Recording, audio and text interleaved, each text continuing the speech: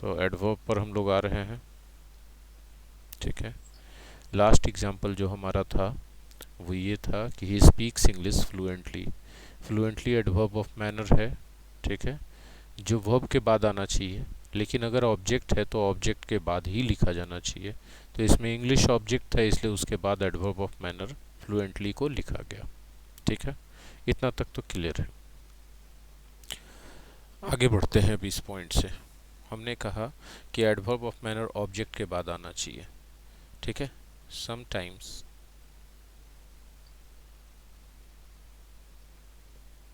objects are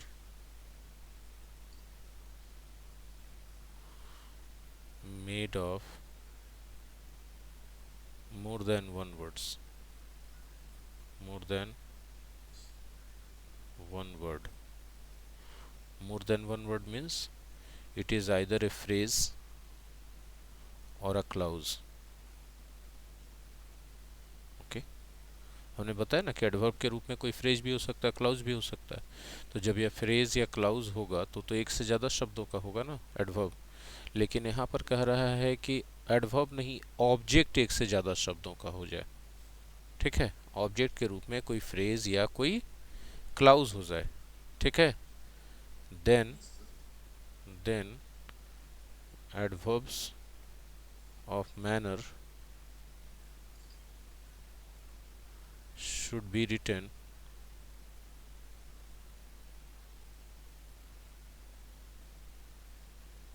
between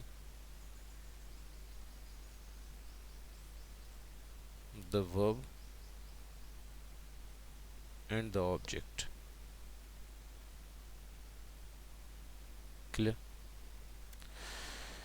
for example इसको ऐसे देखिए। ठीक है,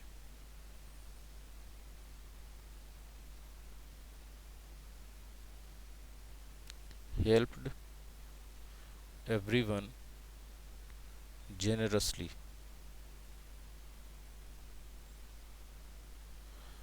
Look at here, this is verb, this is, sorry, object, and this is adverb of manner. It is written after the object. Generally it happens so that if there is an object, you write the adverb of manner after the object. But what if the object contains more than one word, means the object is in form of a clause or a phrase? What will happen in that situation? Let's see that also. Okay, he helped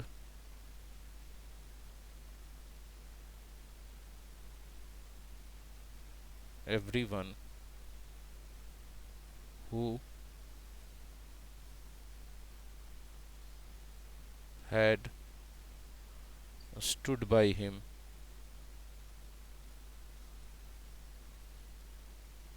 in crisis. ठीक है, गौर कीजिएगा, this is object. और यहाँ पर object को अच्छे से देखें तो सिर्फ ये एवरीवन नहीं है, this whole part is acting as an object in the sentence. So object here is not of one word, it is made of more than one word. In that situation, this adverb of manner should be written between this verb and this object. It should be written here generously.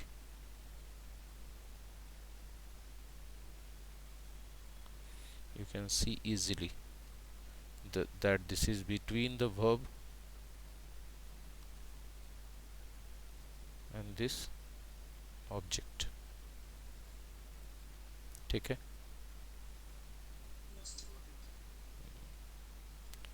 it must be taken care of. Let's move to another point that will define the position of an adverb of manner in a better way. Okay,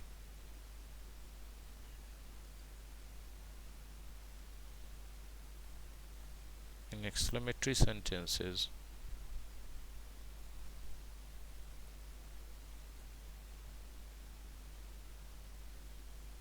we use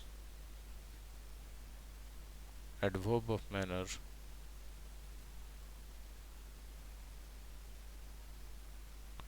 after how.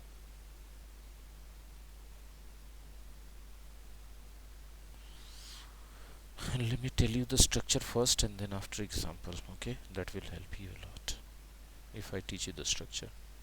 After how, we use adverb of manner, then subject, then verb, and then object if there is any, and then exclamatory mark. For example, I must say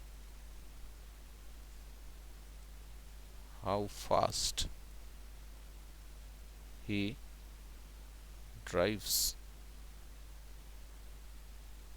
See, after how I have used adverb of manner. See, must be taken care of. कितना तेज गाड़ी चलाता है? What is Hindi of this sentence? कितना कितना तेज गाड़ी चलाता है? कौन चलाता है? वह. हाँ, he. So this is not a type of question. Sometimes we ask question also in this format कि कितना तेज चलाता है, तो 60 किलोमीटर प्रति घंटा चलाता है. But here it is not a question. Here it is with an exclamatory mark. That's why it's a sentence of exclamation. You are expressing your surprise. He drives very fast. Is it clear to all of you? Mhm.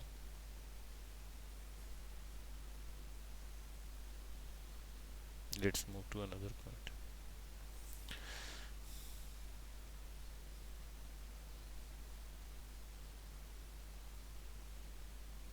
Somehow and anyhow. These are also adverbs of manner.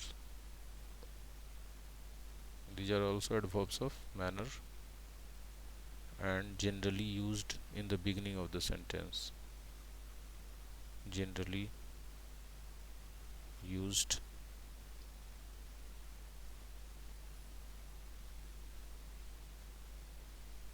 in the beginning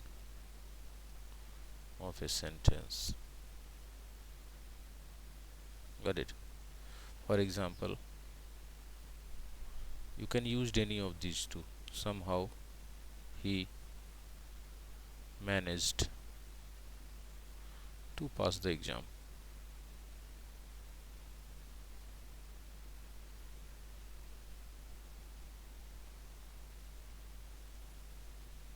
Somehow he managed to pass the exam.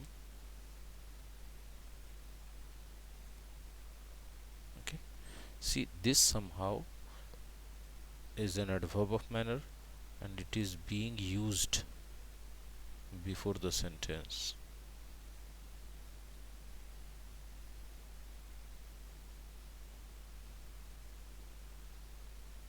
Getting me? किसी तरह से वो परीक्षा पास कर गया.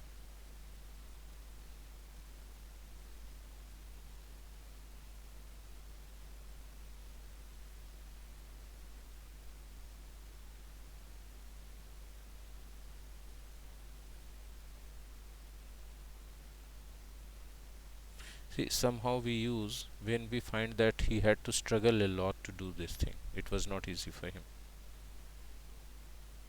I hope it is quite clear to all of you. Mhm. Very good. So I hope you understood. There are variation. There are a lot of variations in the position of adverb of manner in the sentence, according to the situation. Very good. So let's move to another part. The another kind of adverb is adverb of frequency. I think it must be written in green because this is headline. Adverbs of frequency.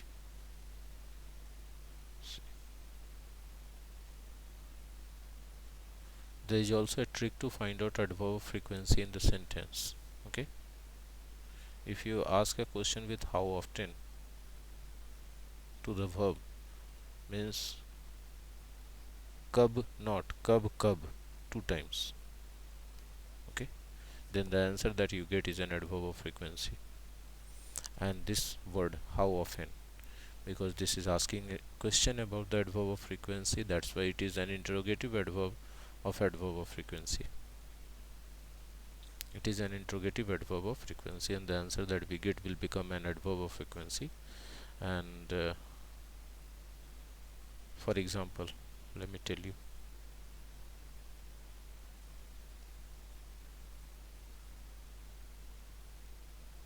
वह झूठ बोलता है, झूठ बोलता है. Okay, now the question कि कब कब बोलता है, तो अक्सर बोलता है, प्रायः बोलता है, कभी नहीं बोलता, हमेशा बोलता है. Did you understand? what should be the translation? He often tells a lie. See, generally adverb of frequency is written just before the main verb. Sorry, it is not M, it is F. Adverb of frequency is denoted by F. Okay, in short form. Am I clear to everybody or not? Mhm. Please go ahead. He always tells a lie. Yeah, let me write that sentence as well here so that I may explain you. He always tells a lie. First of all, the verb should be in agreement with the subject, okay, because the subject is singular, third person. Yeah, Pratik, keep your mic Pratik, keep your mic muted. It's noisy, my dear. Yes, good. See, here tells is a verb and this is adverb of frequency. Again you will, वह हमेशा झूठ बोलता है. कब कब बोलता है, कब कब बोलता है, हमेशा बोलता है. So हमेशा is the answer to the question कब कब or how often, and that's why this is a frequency adverb. Okay, I must write Hindi also. Yeah, yes, tell me. वह हमेशा झूठ बोलता है. Of course हो सकता है. Who stopped you from writing that? Tell me. Who stops you from writing that?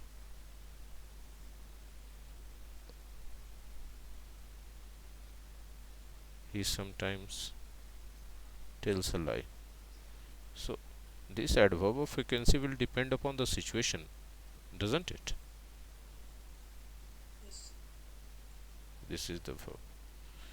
See, there are different people and they tell lie in different frequency. That's why you cannot always use often, you cannot always use always, you cannot use sometimes always. Okay, it depends upon the situation, it varies situation to situation.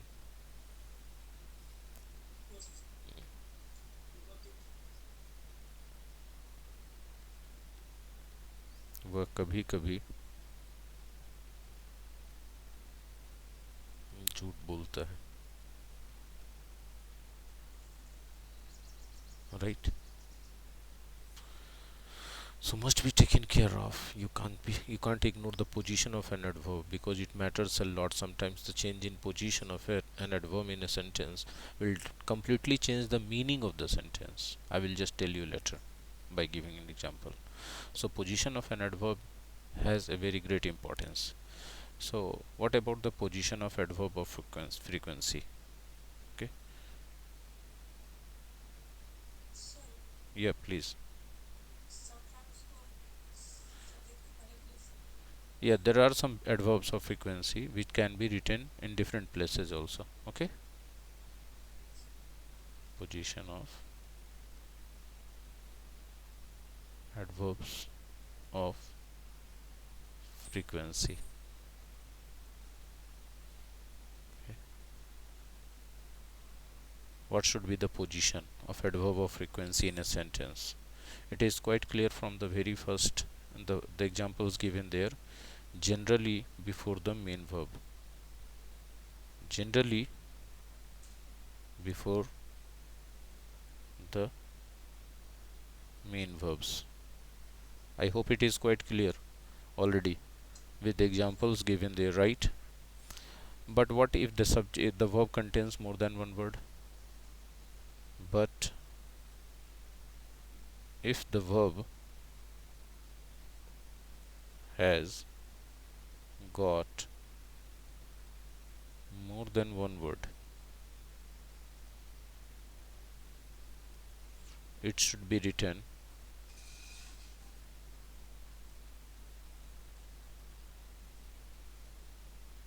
just after the first word. Okay, let me tell you an example.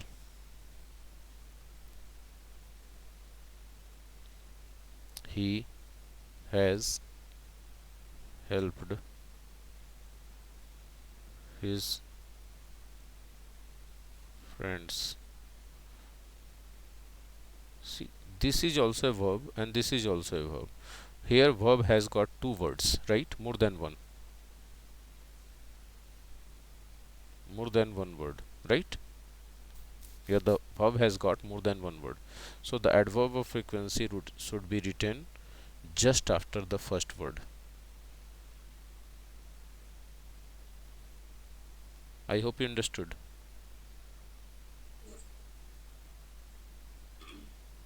One more example. In this example, I'm gonna write the verbs with three words. Okay, I think I should write the Hindi of this word also, this sentence also, so that the students may not face any problem later on. उसने हमेशा अपने दोस्तों का मदद किया है. Okay, am I audible to all of you? उसने हमेशा अपने दोस्तों का मदद किया है. So this word हमेशा is an adverb of frequency being used here, and this is used just after the first word of the verb. So I'm gonna give you another example, okay, with the Hindi sentence. उसे अक्सर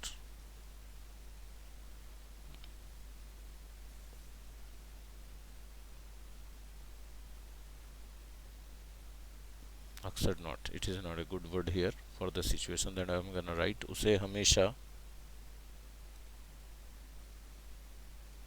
उसकी ईमानदारी के लिए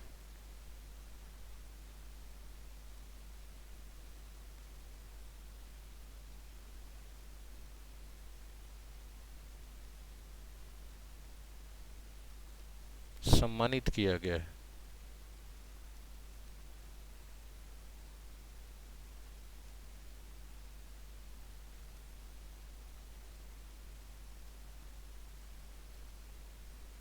ठीक है, उसे हमेशा सम्मानित किया गया. See, if you go through the sentence, he has, yes, no no no no no, been,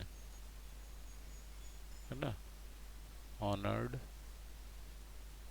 for his honesty. See, this is first word, this is second word, and this is the third word of the verb, and the adverb of frequency has been written just after the first word. I hope it is. Sorry, this is passive voice of present perfect.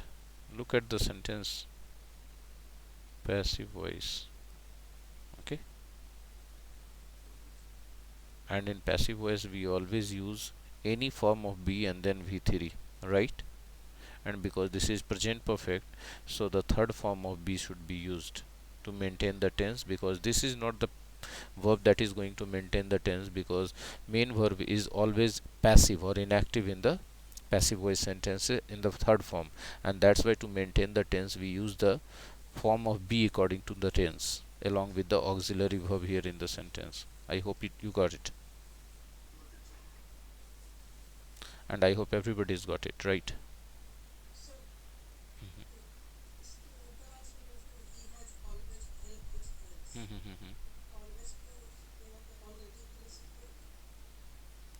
क्यों नहीं लिख सकते हैं, लेकिन हम अभी always लिए, हमारा सेंटेंस में हमेशा शब्द आया, तो एडवर्ब ऑफ फ्रीक्वेंसी के रूप में ऑलरेडी भी आता है, ठीक है ना।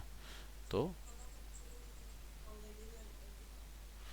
हाँ, ये जब अभी I am just teaching you at the moment the kinds of adverbs, okay, and after that I will give you the list of important adverbs, and in that list it is written which words are adverbs, okay.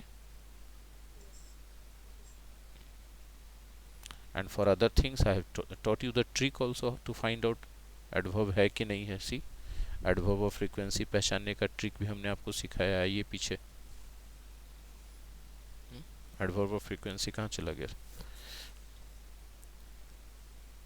इसके। हाँ देखिए, ये कब कब वाला हमने सीखा है कि इससे सवाल पूछिएगा तो जो जवाब मिलेगा एडवर्ब ऑफ फ्रीक्वेंसी होगा। In that way I have also taught you कि कब से सवाल पूछिएगा तो एडवर्ब ऑफ टाइम पता चलेगा, कहाँ से सवाल पूछिएगा तो एडवर्ब ऑफ प्लेस पता चलेगा, कैसे से सवाल पूछेंगे तो एडवर्ब ऑफ मैनर पता चलेगा। Haven't I taught you this things? Tell me yes और no clearly.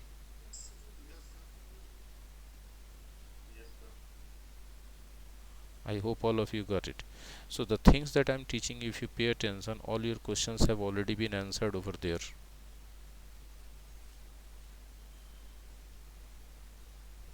Just a minute, guys.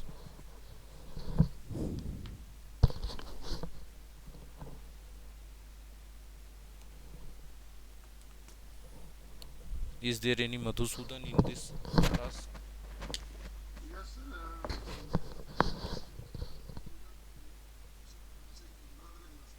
Okay. Okay.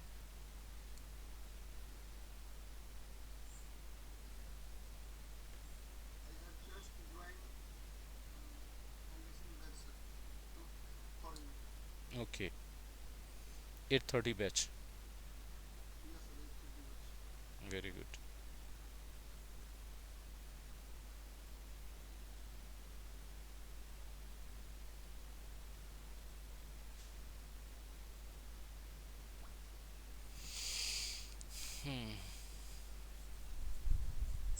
Yes, my dear.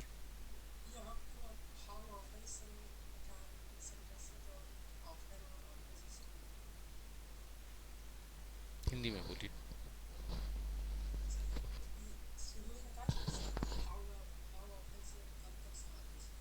How often का मतलब होता है कब कब, और वो सवाल जब वर्ब में लगा के पूछेंगे तो जो जवाब मिलेगा वो एडवर्ब ऑफ फ्रीक्वेंसी होगा।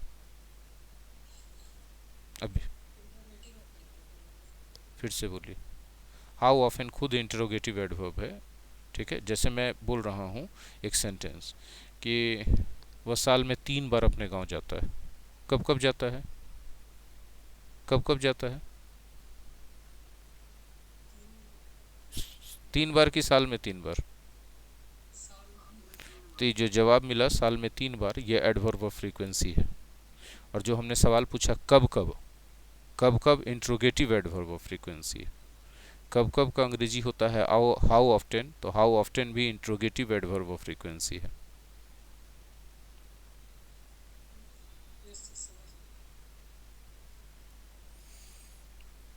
I think this problem was created because I just explained the things in English itself, so I must come to Hindi. आगे बढ़िए। इंग्लिश एक ऐसा सब्जेक्ट है जिसमें लगता है सबको कि हम सही कर रहे हैं, क्योंकि इसमें कोई आंसर मिलाने वाला चीज़ नहीं रहता है।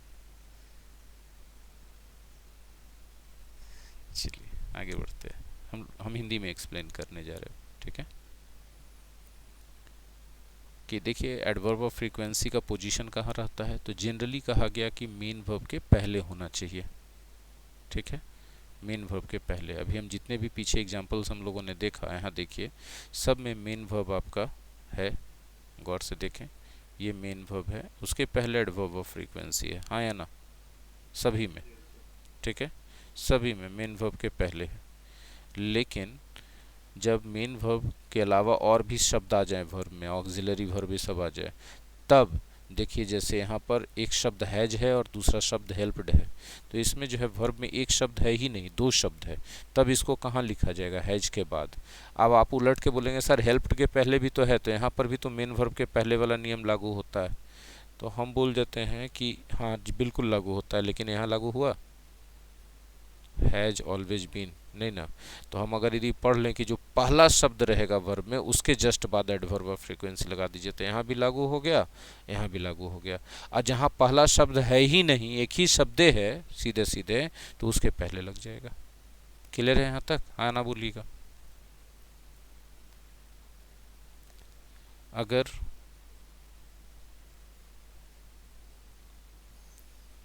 वर्ब के रूप में, अगर वर्ब के रूप में is, are, am, was, were रहे तो एडवर्ब ऑफ फ्रीक्वेंसी को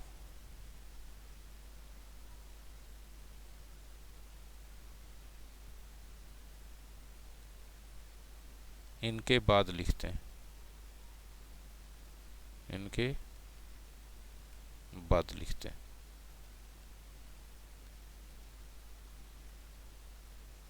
ठीक है। एग्जाम्पल के तौर पे he is always late in the class.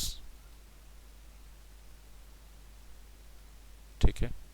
अब देखिए यहाँ पर वर्ब के रूप में आपको सिर्फ इज मिल रहा है, इसलिए एडवर्ब ऑफ फ्रीक्वेंसी को इज के बाद लिखा गया। ये सब खुद ही वर्ब रहता है। वर्ब रहने का मतलब है कि ये ऑक्सिलरी वर्ब नहीं है, ये मेन वर्ब है ये सब। इसके अलावा और कोई दूसरा वर्ब मिलेगा ही नहीं सेंटेंस में। तब एडवर्ब ऑफ फ्रीक्वेंसी को इनके बाद लिखा जाएगा जब ऐसा कंडीशन रहे तो। मेरी बात समझ में आई सबको? हाँ ना बोलोगे भाई? प्लीज़ प्लीज़ गो अहेड, पूछिए। नहीं सर, किसने कर दिया आपको? नहीं सर, लेट माने सिर्फ देर होता है।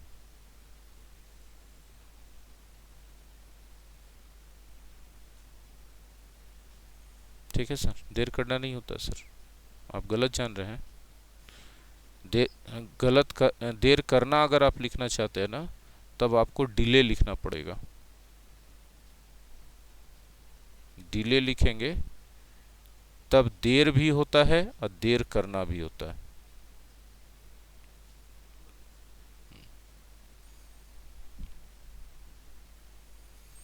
आगे बढ़ते हैं हम लोग।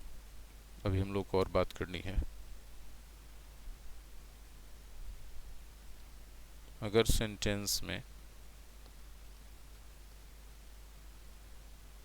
Has to, have to, had to और यूज्ड टू रहे,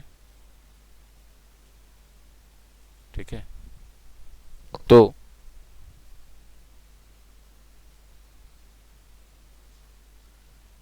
एडवर्ब ऑफ फ्रीक्वेंसी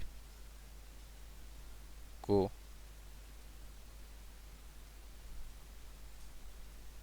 इनके पहले लिखते हैं।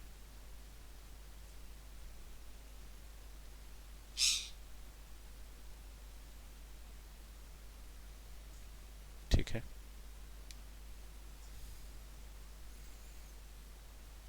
एग्जाम्पल, उसे अक्सर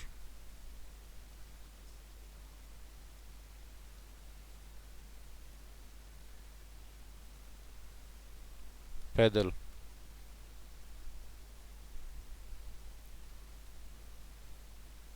ऑफिस जाना पड़ता है।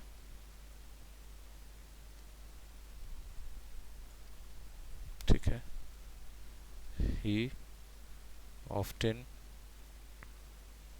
Has to walk to the office.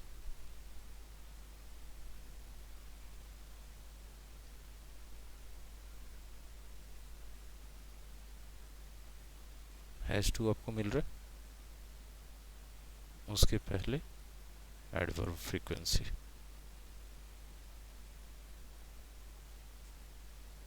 I hope कि क्वाइट क्लियर है आप लोगों को ये चीज़।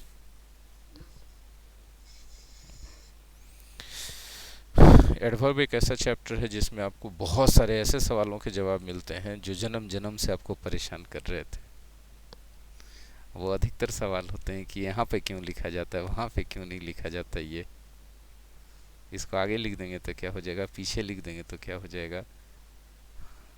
ये सब सवालों के जवाब आपको कहाँ मिलते हैं? ये सब सवालों के जवाब आपको मिलते हैं एडवर्ब चैप्टर में, उनका पोजीशन जब हम लोग पढ़ते हैं तो। आई थिंक ये क्लियर है।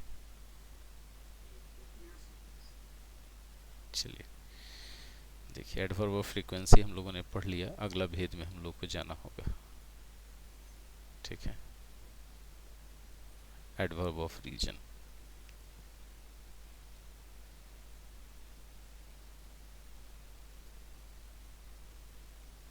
आप में से कोई कॉमन सेंस लगा के बताइए तो, जैसे सबके लिए एक प्रश्न पूछने वाला ट्रिक निकाल रहे थे, उससे वो सब एडवर्ब पता चल रहा था, इसके लिए कौन सा प्रश्न हो सकता है? कैसे कैसे होगा?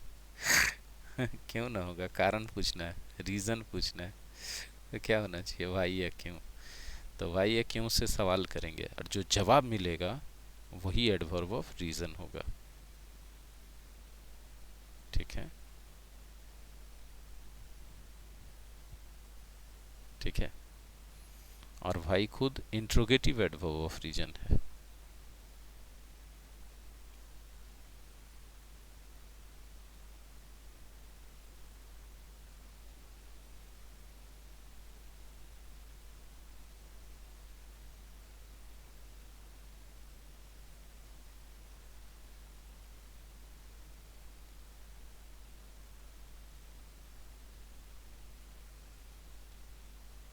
वह अपनी बीमारी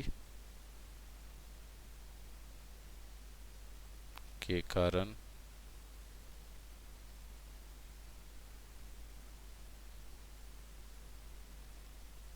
अनुपस्थित है।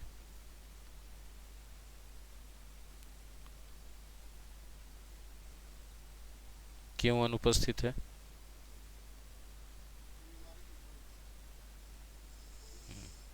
तो जो के कारण आ गया ना, बीमारी के कारण, यही आपका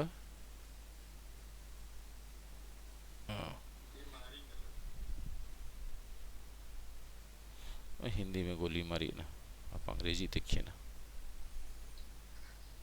ठीक, ही इज एब्सेंट, है ना, बिकॉज ऑफ हिज इलनेस। ठीक है, तो इसमें एडवर्ब ऑफ रीजन कहाँ है, कहाँ से कहाँ तक? Adverb of illness. ठीक है, आई होप कि क्वाइट क्लियर है अभी आप लोगों को ये चीज़।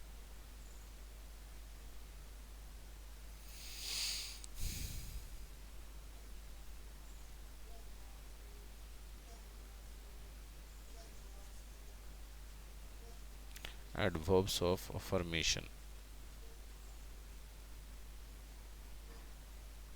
इसका कोई ट्रिक नहीं है, ये स्वीकृति का बोध कराता है। स्वीकृति का बोध कराने के लिए ध्यान रखिएगा कि आप कौन सा वर्ड यूज करते हैं। यस यूज करते हैं, श्योरली यूज करते हैं, सर्टेनली यूज करते हैं, हाँ या ना, ऑफ कोर्स यूज करते हैं, यही ना करते हैं जी। और एक दूसरा होता है एडवर्ब ऑफ निगेशन, खत्म कहानी।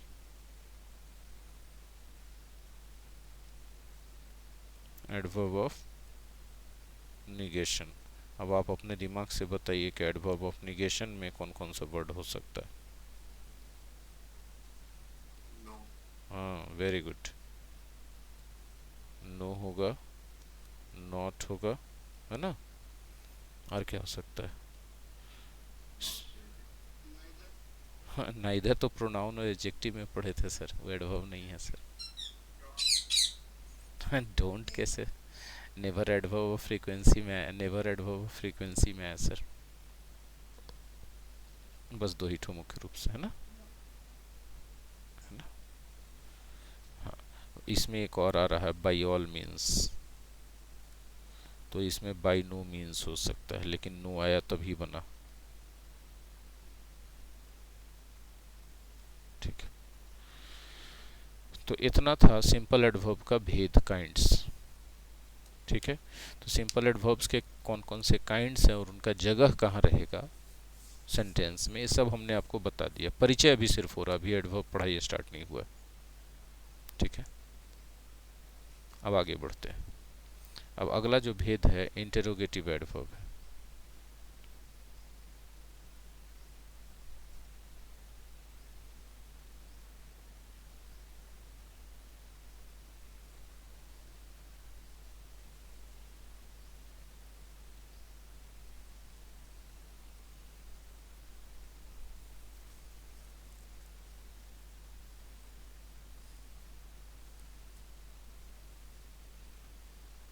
इंटेरोगेटिव एडवर्ब्स, ठीक है, वैसा एडवर्ब्स जिससे प्रश्न पूछा जाए, है ना। तो इसमें भी जो काइंड्स होंगे ना, वैसे ही काइंड्स होंगे। कैसे? जो सिंपल एडवर्ब्स में थे, एकदम सिंपल वही चीजें होंगी।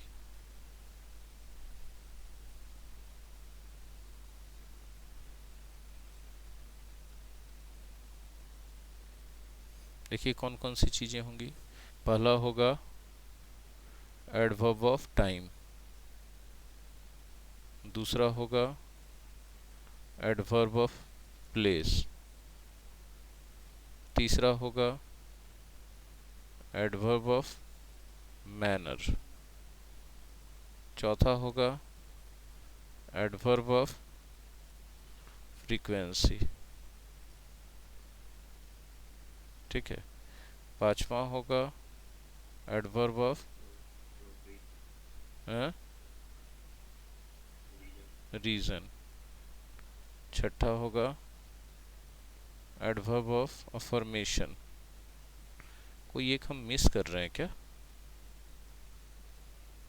और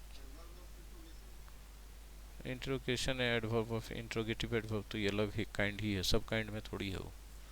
प्लेस, मैनर, सी, रीजन, एडवर्ब ऑफ निगेशन, नहीं इतना ही है, बेकार हम लिखे एक नंबर ज़्यादा, एडवर्ब ऑफ निगेशन। ठीक है, इसको हटा दें। ठीक है, कुछ किताबों में एडवर्ब ऑफ अफर्मेशन और निगेशन को मिला के एक साथ करता है, तो 6 ही पॉइंट आपको दिखेगा।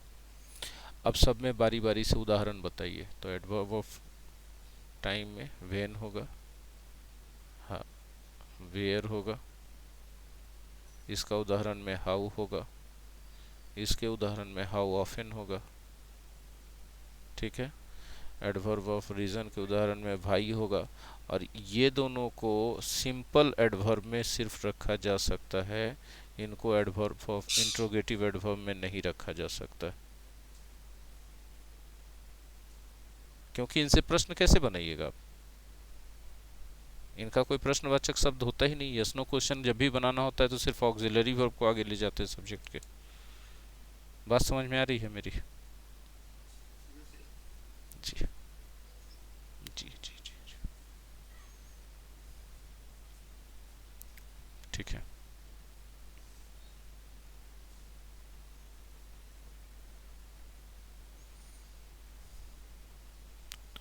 अब इन सब का पोजीशन कहाँ रहेगा बताइए तो अपने कॉमन सेंस से आप लोग, इन सब का पोजीशन कहाँ?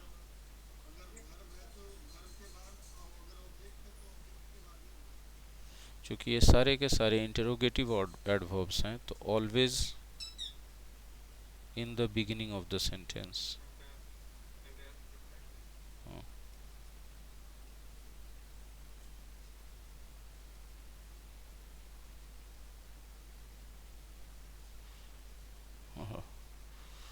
देखिए यही सब एडवर्ब, यदि सिंपल एडवर्ब में आते तो इनके पोजीशन के बारे में 50 गो नियम हम पढ़ाए, आपको नहीं पढ़ाए कि इस स्थिति में यहाँ रहेगा, इस स्थिति में। लेकिन यही सब एडवर्ब किस में, इंट्रोगेटिव एडवर्ब में आ जाए, तभी हर हालत में कहाँ रहेंगे, सेंटेंस के शुरू में, क्योंकि इंट्रोगेटिव वर्ड कहाँ रहता है, सेंटेंस के शुरू में, प्रश्नसूचक शब्द। हाँ, एकदम सिंपल सा बात।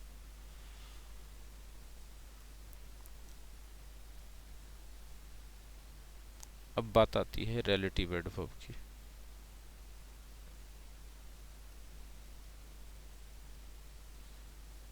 ये जो हम एडवर्ब, इसका पोजीशन बताइए, क्लियर हुआ सबको?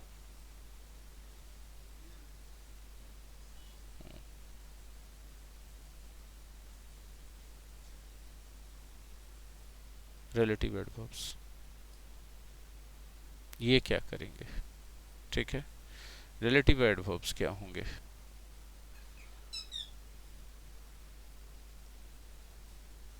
दे are exactly the same as interrogative adverbs, but when they are used as relative adverbs, they connect two sentences or clauses.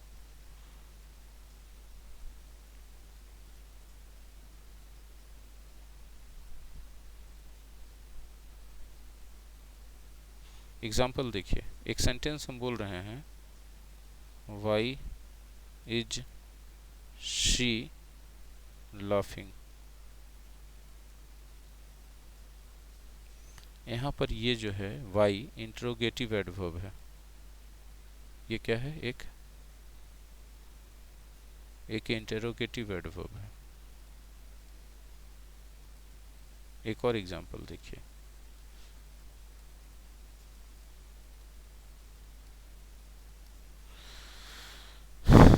I don't know why she is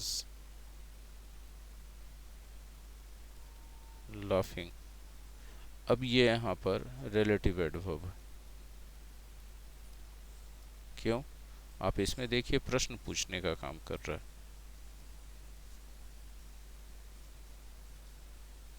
ये प्रश्न पूछने का काम कर रहा है, और यहाँ दो सेंटेंसेस को रिलेट कर रहा है। ठीक है, एक सेंटेंस इधर है, एक सेंटेंस इधर। देखिएगा यहाँ सब्जेक्ट है और तब ऑक्सिलरी वर्ब है, और इसमें क्या है, ऑक्सिलरी वर्ब है और तब subject.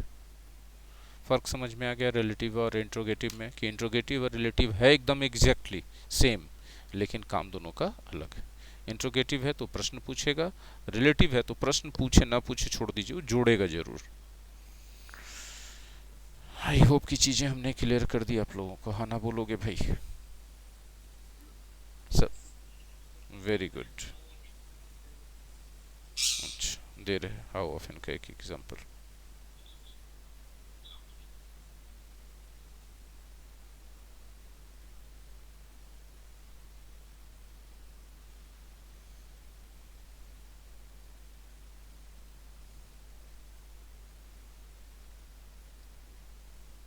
How often do you eat in a day?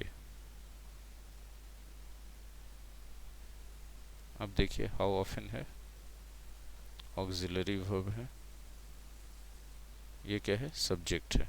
आप चाहें तो हिंदी भी लिख सकते हैं, आप एक दिन में कितनी बार खाते हैं, आप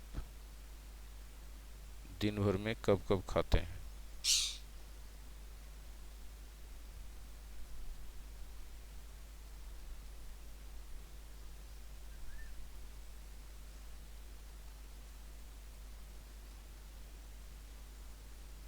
ठीक है, ये देखिए इसमें ये क्या है, इंट्रोगेटिव एडवर्ब है, हाउ ऑफन, यही है इंट्रोगेटिव एडवर्ब। क्यों? क्योंकि प्रश्न पूछने का काम कर रहा है। एक एग्जांपल, स्वर्ण की तरफ से कुछ नॉइज आ रहा है।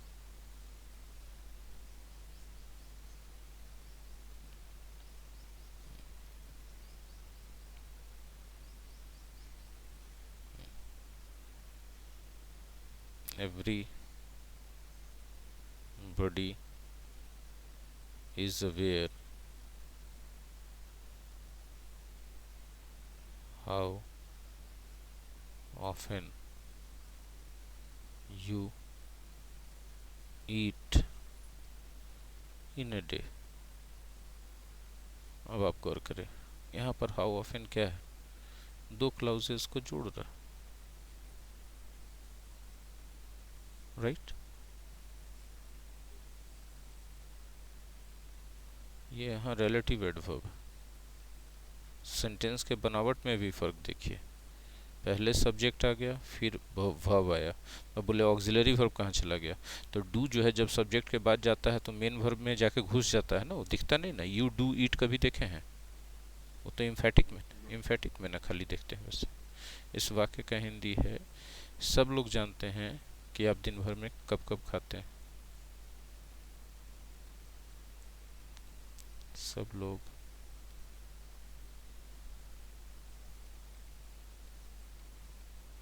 जानते हैं कि आप दिन भर में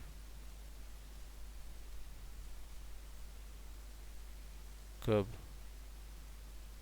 कब खाते हैं। बोले हिंदी में क्या आता है, हिंदी में तो जोड़ने के लिए की ही आता है, लेकिन अंग्रेजी में वेरी गुड। अब आप लोगों को समझ में आ गया कि एडवर्ब का खेला क्या है। खेला हो बे, खेला हो बे।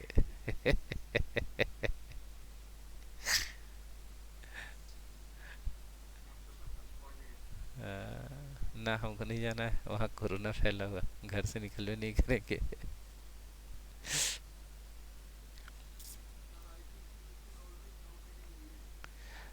You should always teach in English, but the point is that when I start teaching in English, the students get confused at the places where they should not get confused. Okay, and they think that they are getting the things 100%, but the point is that they get confused on the important points, and that can create them a lot of problems in future, because they'll be understanding the things wrongly, and that will just affect their examination, and the result ultimately will badly affected, and that will cause some problems for him, because they are just, all of you are preparing only for a job, and if you don't get the things correctly, definitely you're gonna land yourself in a deep trouble in the examination hall. When I start speaking English, people don't interpret it in a wrong, a correct way. They sometimes misunderstand the things. I want to say something else, and they get something differently. And in this situation, what happens? They will not understand the rules and regulations perfectly, and that will cause them a problem. So, and they'll be thinking inside that okay, I've got it, no issues, but they have got issues, as Abhishek got at the moment, few moments ago. Got it. So I don't have any problem. I have to sometimes speak Hindi even my spoken batches, because the students don't understand 100% the correctly. Means I say something else and they get something differently, and they think inside that they are getting correctly, but it is not so. And then when it comes to making sentences, they make mistakes. Why? Because they have interpreted the things that I told them in English in a wrong way.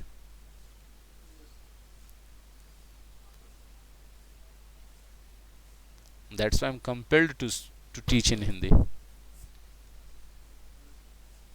एकदम गर्दा झाड़ के बोल दिलियो अंग्रेजी, ताकि समझो नहीं कि मास्टर साहब के नहीं आवे,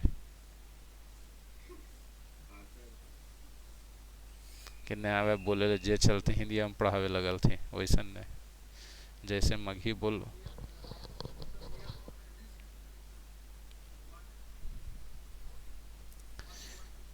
ये ऐसे बोलचाल में आप समझ जाएंगे, बट जब रूल्स आता है ना बताने का, गौर से सुनिए। तो जब हम रूल्स को अंग्रेजी में एक्सप्लेन कर रहे हैं तो किस भाग में रूल बोला जा रहा है, किस भाग में जनरल बात बोली जा रही है, बच्चे इतना दिमाग नहीं लगा पाते हैं। रूल में हम बोल रहे होते हैं कुछ और, वो समझ रहे होते हैं कुछ और।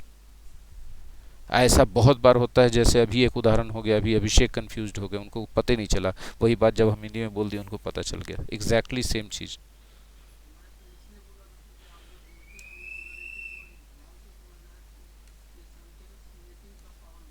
बिल्कुल बढ़ जाता है, हर हालत में बढ़ता है। अंग्रेजी को अंग्रेजी में ही पढ़ाया जाना चाहिए, बट फैक्ट।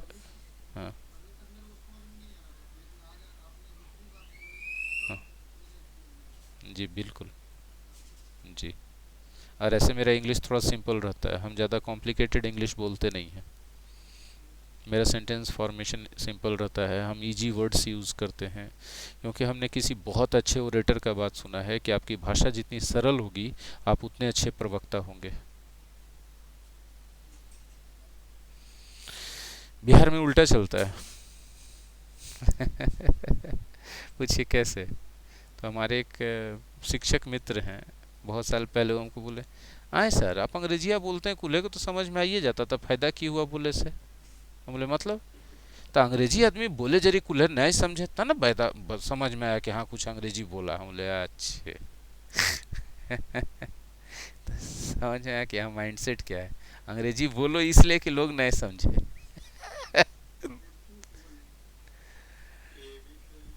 हाँ ये भी सही है, देखिए संबंधित मिले कि नहीं इस नजरिए के।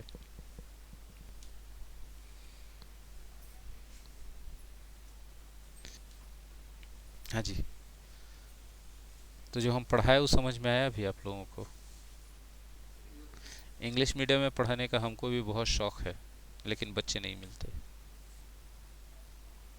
ठीक है, दिक्कत ये होता है। साउथ इंडिया वाले बच्चों पर पकड़ है नहीं हमारी। उधर के बच्चे रहेंगे तो इंग्लिश में ही पढ़ेंगे।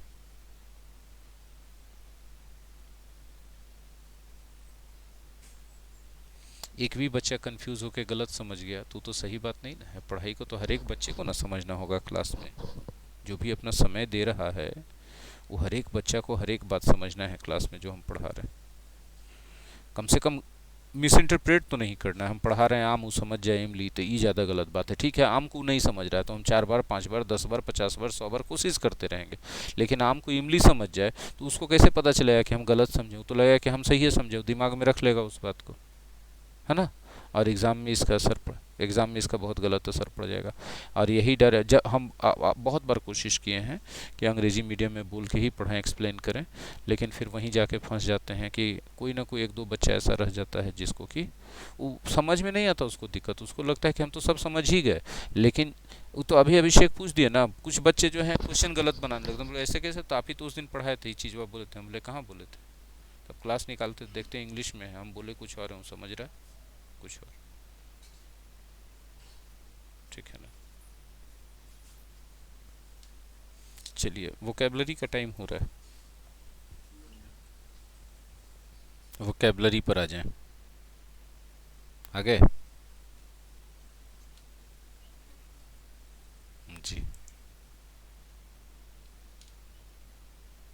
चलिए वोकेबलरी आ चुका है, और वोकेबलरी में आ रहा है क्या, आई। आई मतलब मैं, आइस वर्ब। आइस मतलब बर्फ। जो हम सामने इसलिए आप लोगों को डिस्प्ले पे रखे हुए हैं वोकेबलरी, क्योंकि जो इजी वर्ड है उसमें हम टाइम वेस्ट नहीं करेंगे, आगे बढ़ते जाएंगे। जिसमें है कुछ टेक्निकल लोचा जहाँ फंस सकते हैं, जो एग्ज़ाम में आ सकता है, या वाक्य लिखते बोलते समय आपको उसका ख्याल रखना चाहिए, वो सब वर्ड हम बता रहे हैं। कोई दिक्कत है किसी को। आइसक्रीम मतलब बर्फ भी है, मलाई भी है, मलाई बर्फ। आइस हॉकी जानते हैं, आइस स्केटिंग जानते हैं। आईसी, आईसी मतलब सर्द, एकदम बर्फ जैसा ठंडा। अच्छा, आइस और स्नो में क्या फ़र्क है, कोई बता सकते हैं। नहीं सर, जो प्राकृतिक रूप से आसमान से गिरता है वो स्नो होता है, बाकी सब आइस होता है सर। बस इतने फ़र्क है सर। आईसी, आईसी मतलब एकदम बर्फ जैसा सर्द, आईसी कोल्ड। आईडी है ना, identification, ID card, identification card. Idea, idea मतलब विचार, जानकारी के लिए भी आइडिया यूज करते हैं। I have no idea what he is doing, मुझे कुछ जानकारी नहीं है कि वो क्या कर रहा है। इंफॉर्मेशन या गेस, इंफॉर्मेशन गेस, ये सबको संयुक्त रूप से आइडिया बोला जाता है। आइडेंटिफिकेशन, पहचान, आइडेंटिटी कार्ड हटाइए। इफ, यदि, पढ़ाया हुआ, इसको क्या पढ़ाएंगे? टेंस में कंडीशनल पढ़ा चुके हैं कि नहीं पढ़ा चुके हैं? इल, बीमार, और इलनेस, बीमारी। ठीक है, इसमें है ही नहीं कुछ भाई। इमेजिनेशन, जानते हो? जानते हो? क्या जानते हो भाई? क्या जानते हो बताइए? कल्पना, और इमेजिन, कल्पना करना। इमीडिएटली, तुरंत। इमिग्रेशन, इमिग्रेशन, इमिग्रेशन,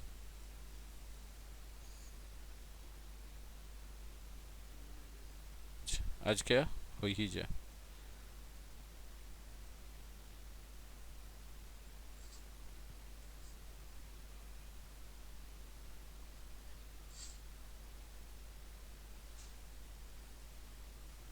ये देखिए, ये देखिए, दो कंट्री है, यहाँ से एक आदमी निकला और इधर घुस गया।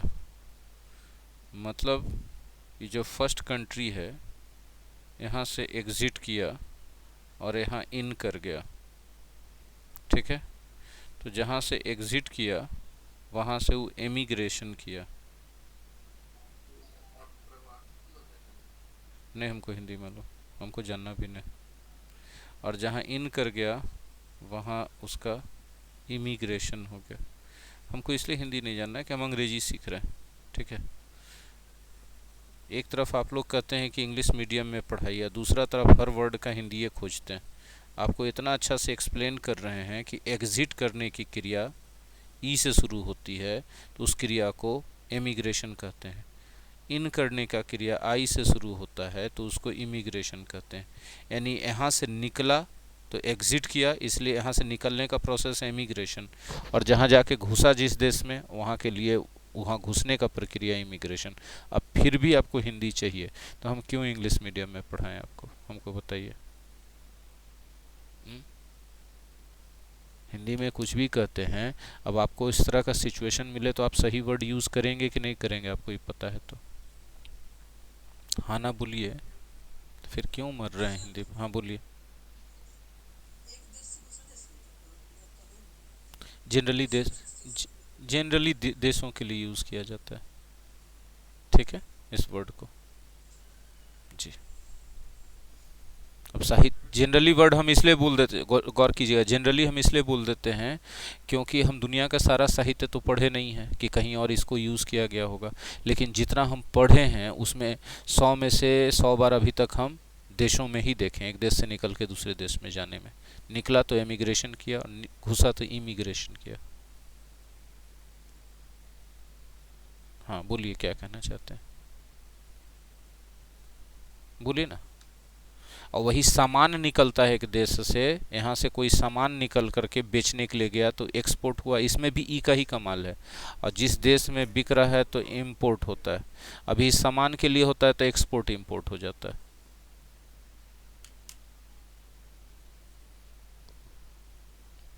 आगे बढ़ें।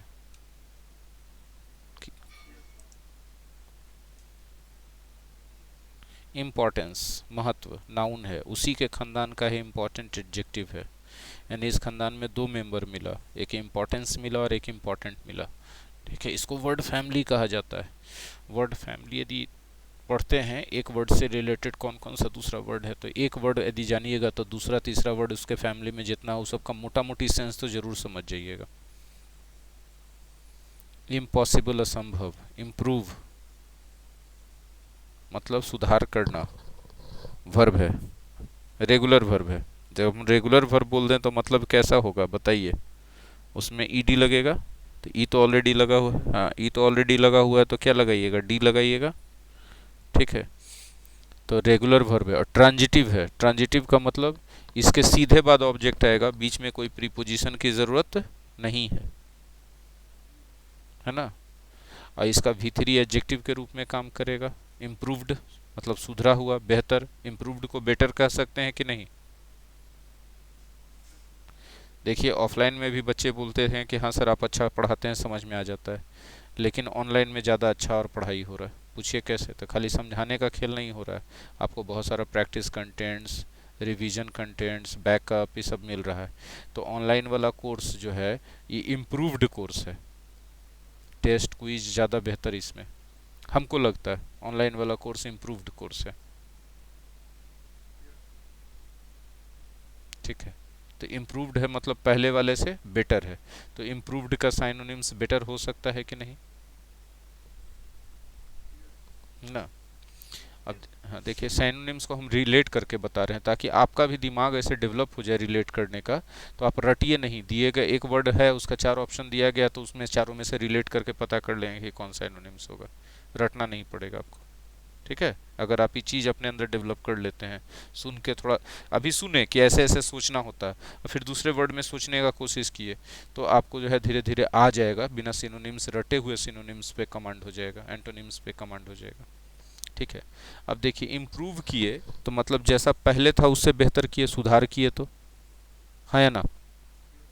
तो बेहतर करना के अर्थ में जो भी वर्ड होगा वो जाहिर सी बात है इसका इम्प्रूव का साइनोनिम्स होगा कि नहीं।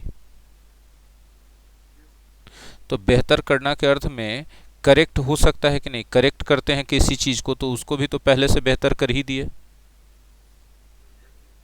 अपग्रेड करना होगा कि नहीं, अपग्रेड साइनोनिम्स। अपडेट कहिए तो वो भी साइनोनिम्स होगा कि नहीं होगा। अब सोचिए बेटर, BETTR, बेटर तो कॉम्परेटिव डिग्री है ही, साथ साथ हम यदि बोल दें कि बेटर वर्ब भी है, बेटर का मतलब होता है बेहतर बना देना, तो वो भी साइनोनिम्स होगा कि नहीं होगा। हाँ ना बोलिएगा। तो अब आप देखिए तो कितना सारा साइनोनिम्स इंप्रूव का आपको पता चल गया। हाँ कि नहीं।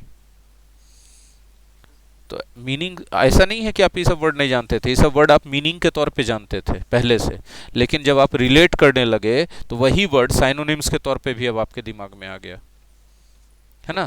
तो यदि कोई बच्चा वाकई में अपना साइनोनिम्स वाला सेक्शन अच्छा करना चाहता है तो उसको साइनोनिम्स पढ़ने के बजाय ज़्यादा से ज़्यादा मीनिंग कमांड करते जाना चाहिए, अपना कवर करते जाना चाहिए।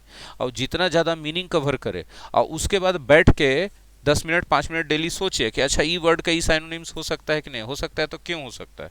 ठीक है, डाउट लगे तो फिर टीचर से पूछे कि वाला साइनोनिम्स हो सकता है सर, हम ऐसे ऐसे लॉजिक से सोचे हैं। ठीक है, आपका लॉजिक सही रहेगा तो टीचर बोलेगा हाँ, गलत रहेगा तो समझा देगा कि नहीं भाई देखो ऐसे लॉजिक गलत है तुम्हारा। तो वोकेबलरी इंप्रूव करने का चीज है जरा सा। एक मिनट। हेलो, हमारे डेवलपर का फोन था।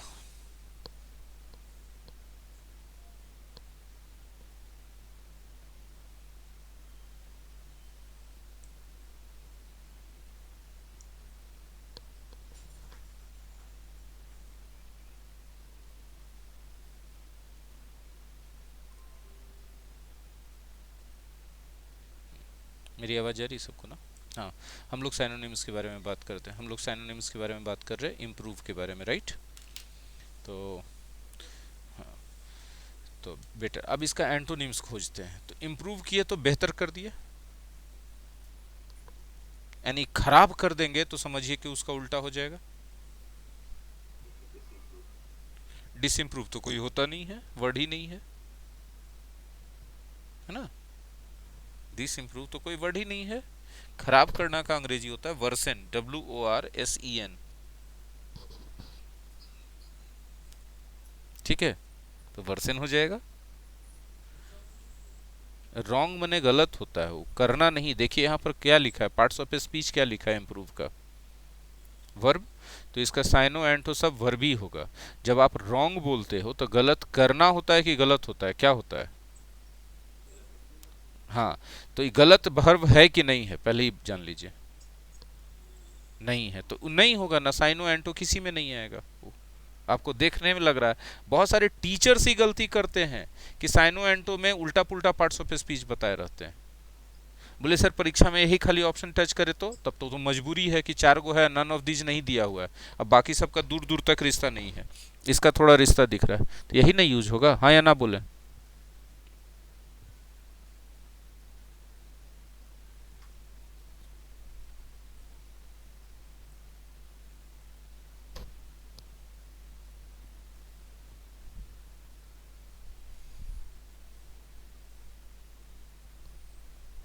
बोलिए।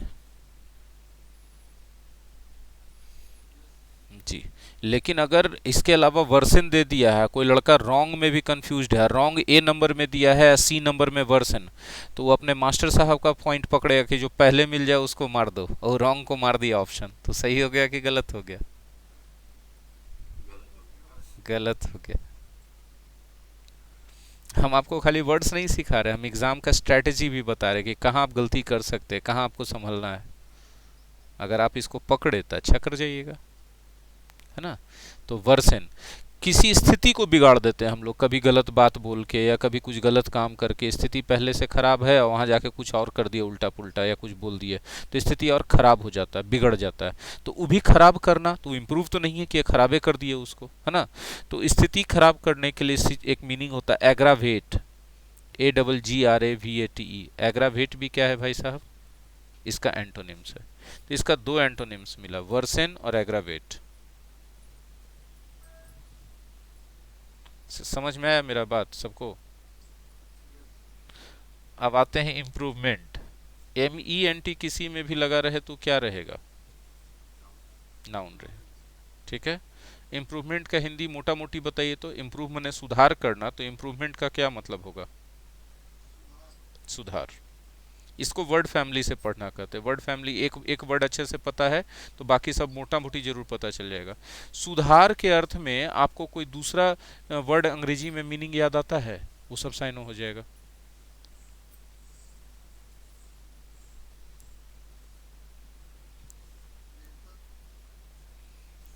बेहतर नाउन है। सुधार किए हैं मतलब क्या किए हैं? करेक्शन ना किए हैं। तो इम्प्रूवमेंट का साइनोनिम्स क्या हो सकता है? करेक्शन हो सकता है।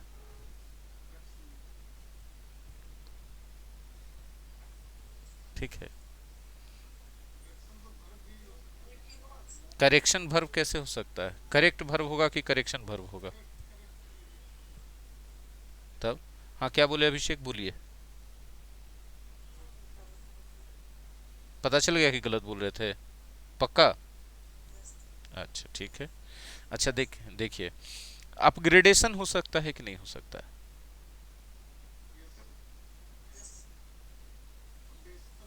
अपडेशन भी हो सकता है। बेटरमेंट हो सकता है कि नहीं हो सकता है? तो बोलिए सर हमको, हमसे नहीं हो पा रहा, आपसे हो पा रहा है। तो हम कितना साल बिताए हैं, आप कितना साल बिताए हैं अंग्रेजी में? तो बोले उतना टाइम बिताना पड़ेगा, नहीं कुछ तो टाइम बिताइएगा ना ऐसा करते हुए, कोई चीज़ भी आपको सीखना है। तो मम्मी आपकी एक्सपर्ट है रोटी बनाने में और आपसे टेढ़ा हो जाता है, मम्मी बता दी ऐसे ऐसे बेलना का इतना प्रेशर मारोगे, इतना सूखा आटा डालोगे तो गोल बनेगा, ठीक है, और आपसे टेढ़ा हुई रहा उसके बावजूद भी। तो आप क्या सोचते हैं कि थ्योरी सीखे तुरंत प्रैक्टिकल में एकदम 100% सही हो जाए? ऐसा होगा क्या? भाई मेरे, कोई भी थ्योरी सीखोगे तो प्रैक्टिकल में सही होने में उसको प्रैक्टिस लगता है, तब प्रैक्टिकल बनता है। अभी तुमने थ्योरी ही सीखा, तुरंत तुम सोच रहे हो कि तुम्हारा प्रैक्टिकल 100% सही हो जाए, प्रैक्टिस किए ही नहीं हो तो कैसे होगा? 100 200 400 वर्ड पे कीजिए ऐसे सोचा सोची बैठ के, डिस्कस करा करी दोस्तों के साथ, जो भी आपके आसपास में फ्रेंड सर्किल है। फ़ोन पे है, अभी तो फ्रेंड फ़ोन में भी हो सकता है ना, अभी तो ग्रुप डिस्कशन कैसे होगा ऐसे?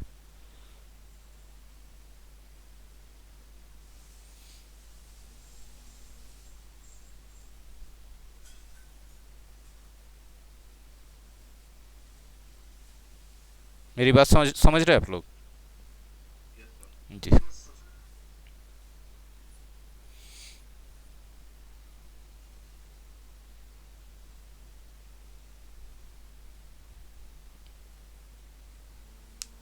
और बोलिए।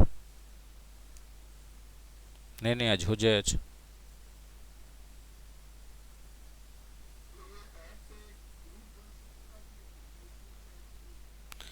उसको इनएक्टिव कराया, वो बवाल का जड़ है, वो बवाल का जड़ है, बहुत परेशानी होता है उसके चक्कर में। वो फिर हमको ध्यान देना पड़ेगा कि कौन बकवास कर रहा है, कौन पढ़ाई का बात कर रहा है, वो बहुत बड़ा झमेला है। हम एकदम जाना ही नहीं चाहते उस स्थिति में, एकदम हम नहीं जाना चाहते। समझ रहे हैं बात? बड़ा माथा पच्ची है वो।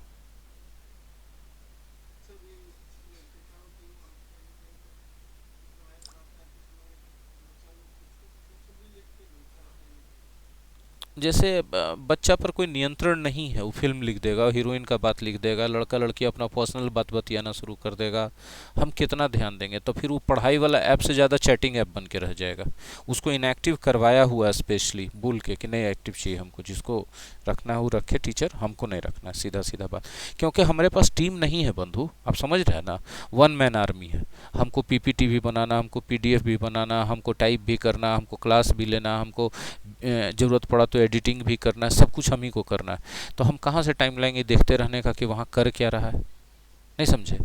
अब ग्रुप चैट में कोई कोई फोटो भेज दिया नाप शनाप, तो कितना गंदा लगेगा, है ना।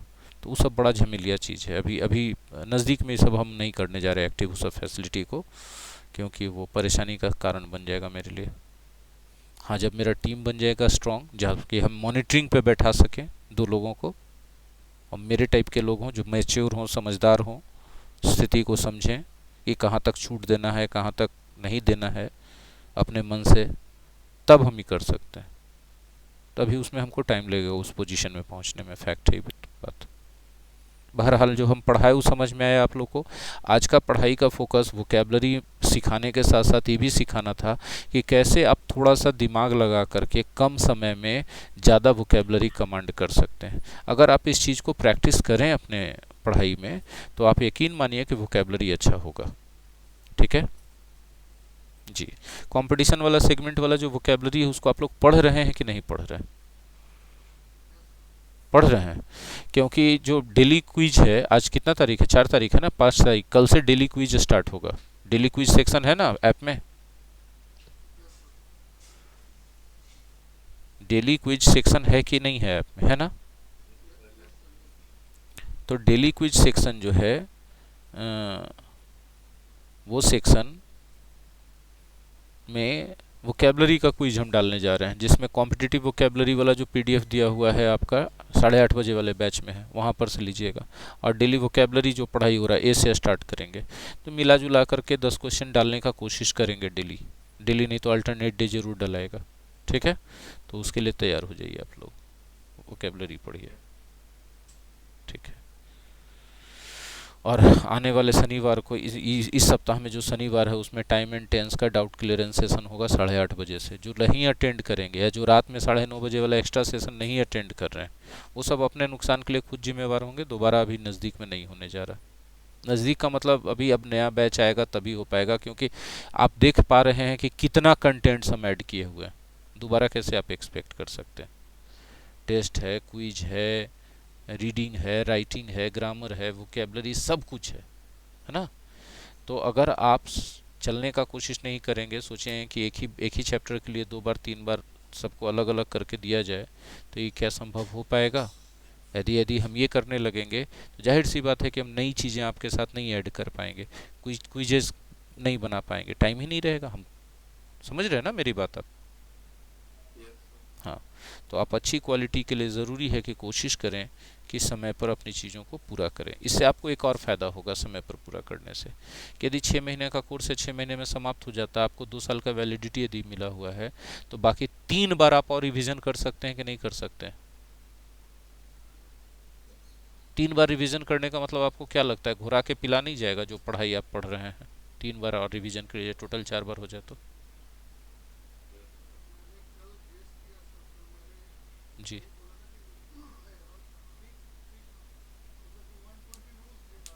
अच्छा।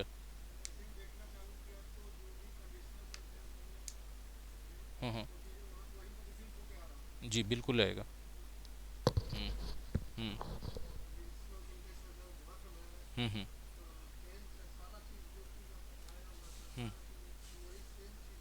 जी बिल्कुल, जो पढ़ेंगे उनको ये सब पता चलेगा, जो दिमाग में रखेंगे पढ़ाई को तो। ठीक है ना, हर हालत में पता।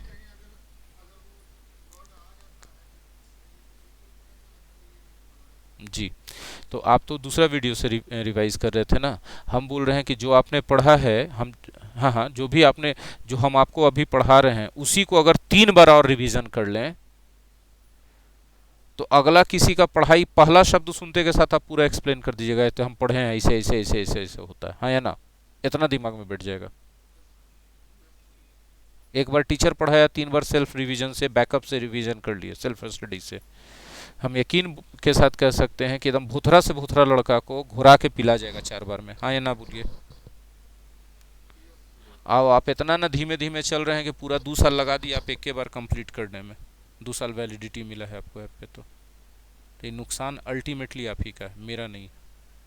यकीन मानिए, आपको एक दिन के काम के लिए 4 दिन का समय दिया गया है, तो बेहतर है कि एक दिन में उस काम को पूरा कीजिए, या सवा दिन में पूरा कीजिए, या बाकी टाइम में ज़्यादा से ज़्यादा उसको रिवीजन कर लीजिए, ताकि परफेक्शन के ज़्यादा से ज़्यादा क्लोज पहुंच सके। मेरी बात समझ में आई आप लोगों को? हम उम्मीद करते हैं कि मेरा ये सलाह आप लोगों के लिए फ़ायदेमंद होगा और आप इस पे चलने का कोशिश करेंगे।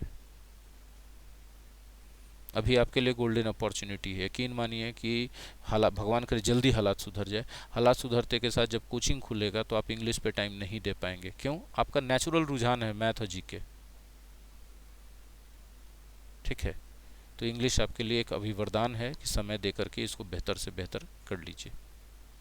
ये भी गारंटी हम बोलते हैं, आपका जो नेचुरल रुझान है मैथ और जीके के लिए, और इंग्लिश के लिए कम रुझान है, ये आपके सफलता के मार्ग में सबसे बड़ा बाधक है,